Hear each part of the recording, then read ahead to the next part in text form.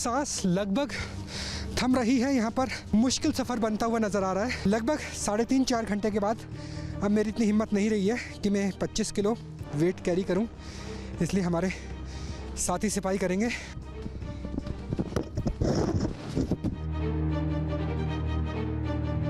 थोड़ी देर बैठ जाते हैं, बहुत ज़रूरी हो जाता है कि दलदल से कैसे निकलते हैं। वैसे ही यहाँ से निकलना है। यहाँ पर 4-5 घंटे सरवाइव करना ही बहुत मुश्किल हो रहा है। सांस ले लो। सुन हो चुके हैं। भारत माता की जय। उम्मीद है कि -23-35 डिग्री जब रात का तापमान रहेगा तब हम सरवाइव कर पाएंगे। नहीं भाई, सांस नहीं आ रही, कब कभी चढ़ रही है।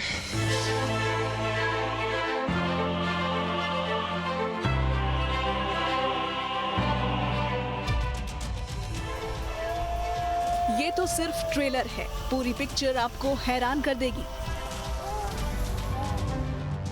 15,000 फीट की ऊंचाई वाला वो रण क्षेत्र, जहां दिन में भी तापमान -20 डिग्री को पार कर जाता है। कम ऑक्सीजन लेवल के कारण जहां कदम कदम पर सांसें देती हैं शरीर को धोखा,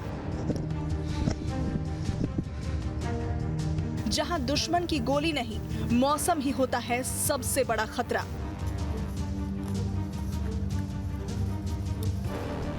खून जमा देने वाली उसी ठंड में कैसे हिमवीर देते हैं अपने फर्ज को अंजाम।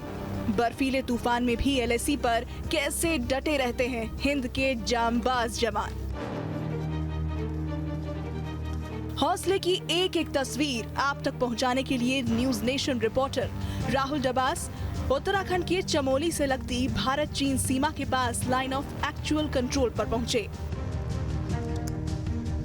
न्यूज नेशन रिपोर्टर ने ITBP जवानों के साथ बॉर्डर पर पेट्रोलिंग की और पूरे 24 घंटे बिताए ताकि आप समझ सके कि जिन हालात में हमारे जवान सरहद की निगहबानी करते हैं उनमें एक आम इंसान का क्या हाल होगा। ड्रैगन की आग को बर्फ से बुझाने के लिए तैयार है हिंदुस्तान के हिमवीर। इंडो तिब्बत पुलिस बल के जवानों के साथ हम अनडिफाइंड लोकेशन पर है। उत्तराखंड का इलाका है। अगर टेरेन की बात करें तो आप मेरे पीछे देख सकते हैं कि जहां तक नजर जाएगी वहां तक आपको बर्फ और बर्फ के साथ हो रही बर्फबारी नजर आएगी। यहां पर अगर हाइट की बात करें 14,000 से लेकर 15,000 फीट की हाइट है, यानी ऑक्सीजन लेवल बहुत कम है। उसमें पेट्रोलिंग पॉइंट PP पॉइंट तक जाना होता है। अगर एरियल डिस्टेंस की बात करें तो यहां से चीन की सीमा, चीन की सरहद, जिसे लाइन ऑफ एक्चुअल कंट्रोल कहा जाता है, बहुत ज्यादा दूर नहीं है।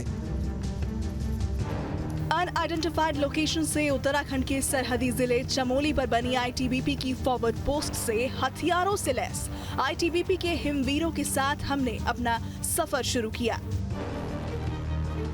आपको बताते चले कि ITBP के जवान 25 किलो का बैग पीठ पर लादकर और हथियारों से लैस होकर स्कीइंग से पेट्रोलिंग पॉइंट पर जाते हैं। लेकिन हमारी टीम ट्रैकिंग के जरिए आगे बढ़ी। हालांकि सफर शुरू होने के करीब 1 घंटे बाद ही हमें इस बात का अंदाजा हो गया था कि आगे कितनी मुश्किलें आने वाली हैं। PP पॉइंट, पेट्रोलिंग पॉइंट पे चलते हुए हमें 1 से 1.5 घंटा हुआ है और उसी में ही अब लगभग 2 फीट से लेकर 2.5 फीट तक कहीं कहीं बर्फ आ चुकी है। सांस लगभग थम रही है। यहाँ पर टेरेन की वजह से ऑक्सीजन लेवल बहुत कम हो जाता है और साथ में ऊंचाई पर चढ़ना वाकई हिमवीरों के लिए ये रोज़ाना की बात होगी, लेकिन हमारे लिए ये बेहद मुश्किल सफ़र बनता हुआ नज़र आ रहा है। ऊपर से क्लोथिंग आप देख सकते हैं क्योंकि -18, -20 का टेम्परेचर है, लिहाजा जैकेट के नीचे आपको कई तरह के कपड़े पहनने होते हैं। लगभग 90 मिनट में, 1.5 घंटे में ही हमारी सांसें काफ़ी हद तक उखड़ने लगी है। बहुत मुश्किल स्थिति है और ऐसे में जवानों का आगे बढ़ना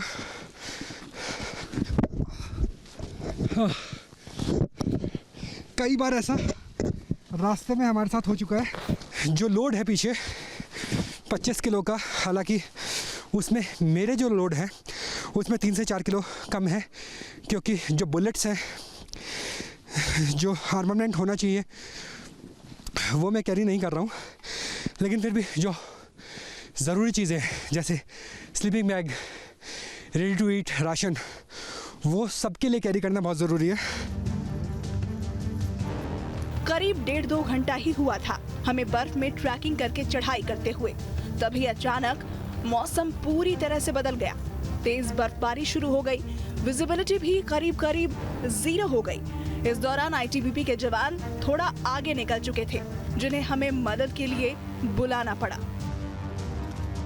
जो हमारे साथ सिपाही हैं, कमांडोज हैं, उन्होंने बताया कि अगर बहुत देर तक हम बर्फ़ में देखते हैं तो ये जलन होनी लाजमी है, और बर्फ़बारी भी जो हमने शुरू की थी उससे ज़्यादा बढ़ती हुई नज़र आ रही है। ऐसे में यूवी रेज़ को काटने के लिए गॉगल्स लगाना बहुत ज़्यादा ज़रूरी हो जाता है। हालांकि जो समस्या है वो ये है कि मल्टी लेयर क्लोथिंग और इस बैकपैक के साथ अगर आप गॉगल्स लगाते हैं तो देखना मुश्किल हो जाता है, क्योंकि लगातार जो बर्फ़ है वो चश्मे पे गिर रही है, जिस वजह से विजिबिलिटी कुछ हद तक कम हो जाती है। और आप देख सकते हैं मेरे पैरों को अगर देखें तो लगभग 1 से 1.5 फीट यहाँ पर बर्फ़ की लेयर बन गई है। जब ऊपर जाएंगे तो हमें एक ट्रैक से निकलना होगा जहाँ 2 फुट से लेकर 4 फुट लेयर है, वरना बहुत बड़ी लेयर, मतलब कई फीट तक की लेयर्स भी मौजूद हैं। मुश्किलें बढ़ती जा रही थी। 2-3 फीट तक बर्फ में चलना आसान नहीं था, क्योंकि अब सांसों का उखड़ना शुरू हो चुका था। पीठ पर राशन और ड्राई फ्रूट और टेंट से भरे 25 किलो के बैग को लेकर एक कदम चलना भी किसी बड़ी जंग की तरह लग रहा था।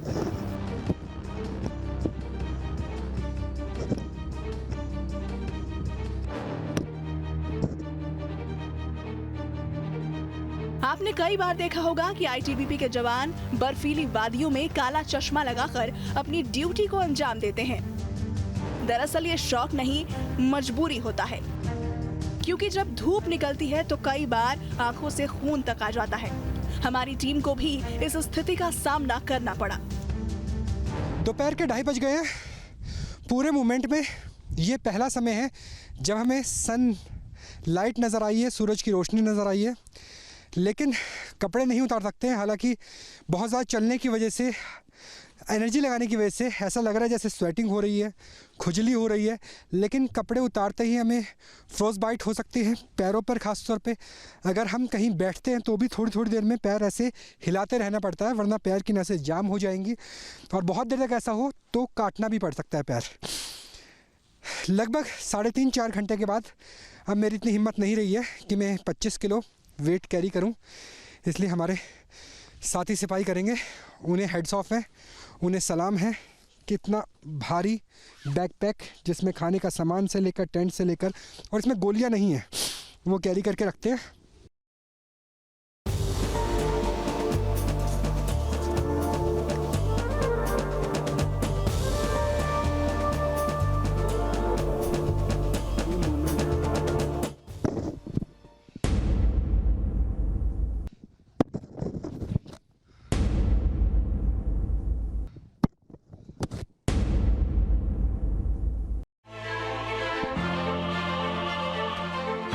पेट्रोल पॉइंट अभी काफी दूर था और एक एक कदम चलना पहाड़ होता जा रहा था। आपने दलदल का नाम तो सुना ही होगा। बस यूं समझ लीजिए कि बर्फ की दलदल थी जिसे पार करके टारगेट तक पहुंचना था। कई जगह तो ऐसी थी जहां रिपोर्टर राहुल डबास पूरा सीने तक बर्फ में धंस गए। देखिए मेरी हाइट 5 फुट 8 इंच है और तकरीबन 4 फुट के आसपास, 4 से भी ज़्यादा यहाँ पे बर्फ़ है मेरे सीने तक। मैं बर्फ़ में धंसा हुआ हूँ और इसलिए यहाँ पे स्कीइंग करना बहुत ज़रूरी हो जाता है। जो हमारे साथी हैं आईटीबीपी के, वो स्कीइंग करके थोड़ी आगे चले गए हैं, लेकिन यहाँ से हमें भी हाथों के ज़रिए ही धीरे धीरे क्रॉल करते हुए आगे आना होगा। यहाँ पर 4-5 घंटे सरवाइव करना ही बहुत मुश्किल हो रहा है। सांस लगातार उखड़ रही है और हमें आईटीबीपी के जवानों ने कहा है कि हमें पीपी पॉइंट तक जाना है, जो यहाँ से आधे घंटे की दूरी पर है, और फिर 3:30 बजे तक वापस भी लौटना होगा। LAC यहाँ पे अगर गलवान के इंसिडेंट को छोड़ दिया जाए तो बीते 30-35 सालों में गोलियों से नहीं, बल्कि जो मौत होती है वो वेदर कंडीशंस की वजह से होती है। क्रॉल करके आगे बढ़ना पड़ता है, क्योंकि अगर पैर डालेंगे तो वह धंस जाएगा। जिस तरीके से हमें सांस ले लो, यहाँ पर 4-5 घंटे सरवाइव करना ही बहुत मुश्किल हो रहा है। शाम के करीब 4 बज रहे थे। करीब -25 डिग्री सेल्सियस तापमान और 14,000 फीट की ऊंचाई, ऑक्सीजन की कमी, बर्फ की मोटी चादर की वजह से न्यूज नेशन की टीम आईटीबीपी की पेट्रोलिंग पार्टी से धीरे धीरे पिछड़ रही थी, क्योंकि पेट्रोलिंग पार्टी की कोशिश सूरज ढलने से पहले बेस कैंप लौटने की थी। लेकिन रिपोर्टर राहुल डबास लाख कोशिश करने के बाद भी आगे नहीं बढ़ पा रहे थे। हिम्मत जवाब देने लगी थी। हाथ सुन हो चुके हैं। भारत माता की जय। कई बार रिपोर्टर राहुल डबास और उनके कैमरा पर्सन जयराम ट्रैकिंग के दौरान बर्फ में गिरे। हिम्मत और ताकत दोनों ने ही जवाब दे दिया।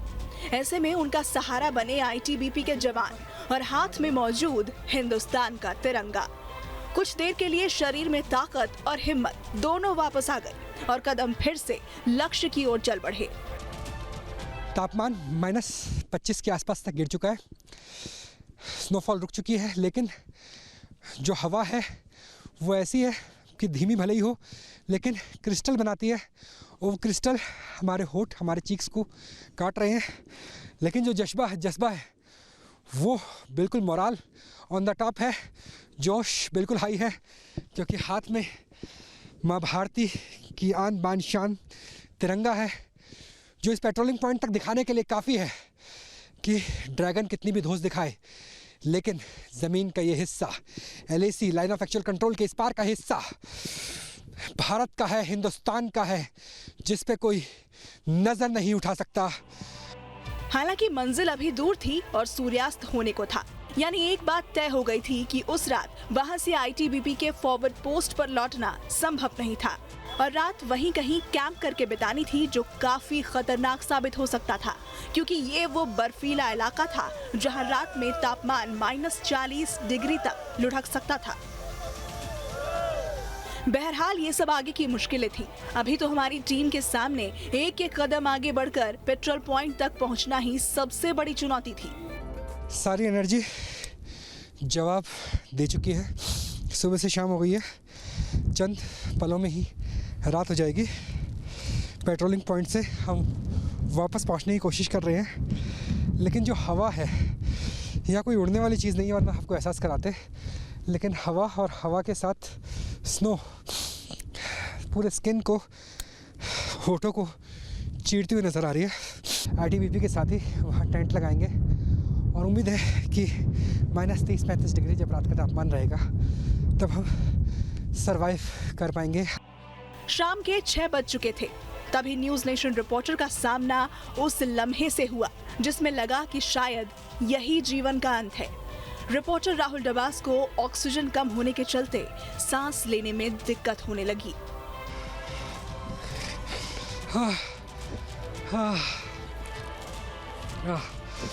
जयराम जी, नहीं चला जा रहा।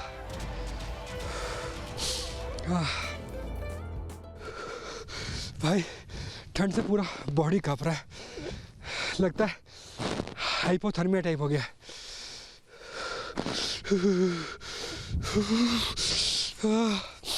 भाई किसी को बुला दो, ऐसा लग रहा है बालक के लिए कह दूं कि नहीं बचूं तो कभी डरना नहीं।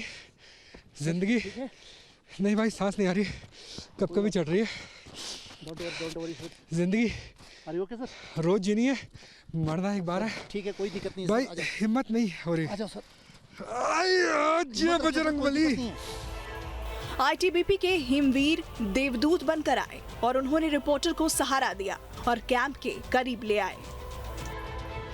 भाई रुक जाओ, सांस नहीं आ रहा, ऐसा लग रहा है। सर हिम्मत रखो, सब ठीक हो जाता है। जय वंदे मातरम, जय Bajrangbali. Don't worry sir, don't worry. आराम से, आराम से। भाई सैल्यूट है आपको। Thank you sir. कोई बात नहीं सर, ऐसे माहौल में होता है ऐसा कभी कभी। पानी लाओ, जल्दी पानी लाओ। हमारी हालत देखकर आईटीबीपी के जवानों को आभास हो चुका था कि रात में लौटना मुमकिन नहीं है। लिहाजा उन्होंने वहां पास के जंगल में एक टेंट लगाया ताकि रात बिताई जा सके। ये खास तरह का टेंट है जिसमें -40 डिग्री तापमान में भी कोई बड़े आराम से रह सकता था।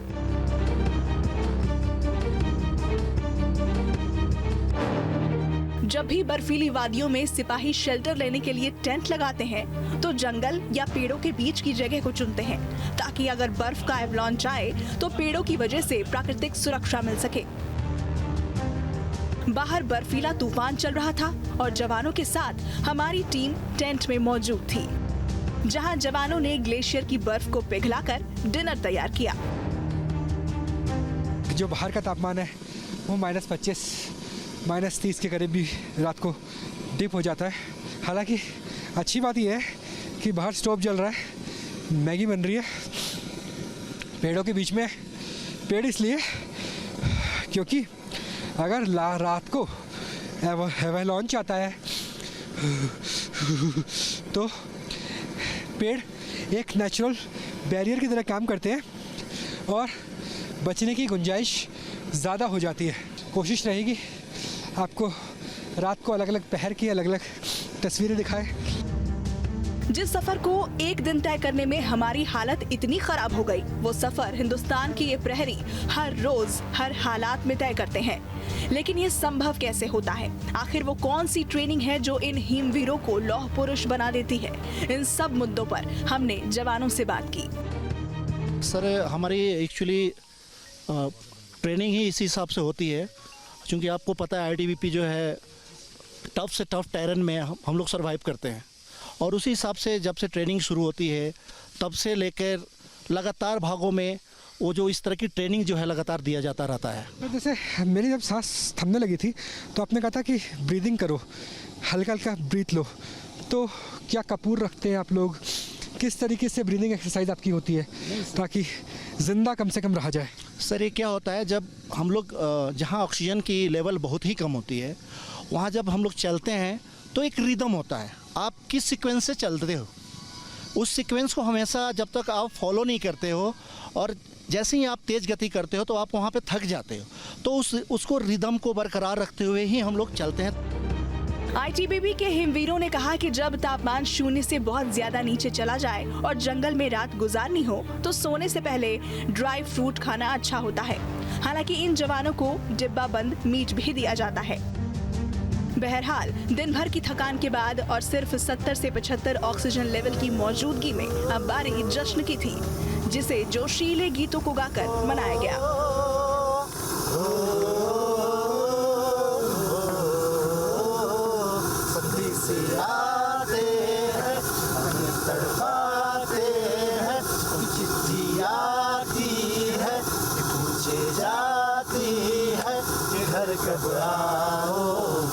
ये गाना भाई की 2 महीने शादी के हुए बॉर्डर के करीब है।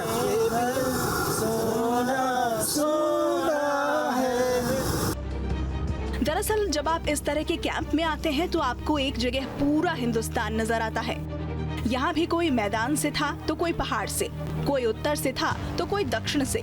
कुछ जवान तो ऐसे थे जो 6 महीनों से घर नहीं गए थे, मगर किसी की जुबान पर कोई शिकायत नहीं, बल्कि माँ भारती की सेवा के तराने थे। हम बचपन से देखते हैं कि एक फोर्स पर्सनल जो होता है एक आन बान शान होता है, जिसके चलते हम लोग घर पे चैन से सोते हैं। तो एक दिल में जज्बा था इस फोर्स में आने का, वर्दी पहनने का, और मैं तो बोलता हूँ कि हर भारतीय को यह जज्बा अपने अंदर लाना चाहिए। भी शादी हो चुकी है क्या? हाँ सर, अभी हाल ही में शादी हुई है 2-3 महीने पहले। 2-3 महीने पहले। तो हनीमून पीरियड में आप यहाँ पर आ गए हैं जहाँ पर -40 -30 टेम्परेचर रहता है। तो कुछ कहती नहीं है आपकी वाइफ, हमारी भाभी? बिल्कुल सर, बोलते हैं काफ़ी दूर गए हैं वहाँ से, काफ़ी ठंड में है तो ध्यान रखना, वही बात है। आईटीबीपी जवानों से बात करते करते कब रात के 12 बज गए पता ही नहीं चला और वक्त हो चला सोने का। मैगी, बहुत सारी मस्ती, बहुत सारे अंताक्षरी गानों के बाद अब रात के तकरीबन 12 बज गए, तो सोने का टाइम है। ये स्लीपिंग बैग जो -40 -50 तक चलता है, बहुत कोजी लग रहा है, बहुत कंफर्टेबल लग रहा है और ऐसा लग ही नहीं रहा कि आप इतनी हाइट पर है, माइनस टेम्परेचर पर है। जल्दी उठना है क्योंकि यहाँ ये भी कहा था कि अगर आप लेट उठे तो कई बार ग्लेशियर से बर्फ़ हल्की हल्की पिघलने लगती है अगर तेज़ धूप हो गई, इसलिए हमें जल्दी उठ कर जल्दी निकलना है।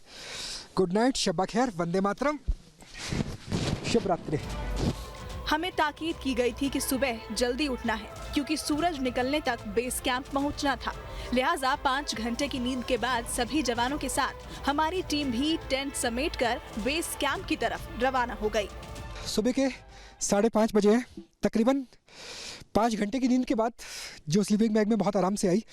हालांकि जो समस्या थी वो तापमान की वजह से नहीं थी ना, हवा की वजह से। बहुत शानदार टेंट है, लेकिन जो समस्या थी वो थी ऑक्सीजन लेवल की वजह से। जब 70-75% के आसपास की ऑक्सीजन हो तो कई बार नींद उचट जाती है। पिछले साल लद्दाख के गलवान में चीनी सेना के साथ हुए तनाव के बाद आपने LAC पर भारत चीन के बीच तनाव के बारे में कई बार देखा और पढ़ा होगा।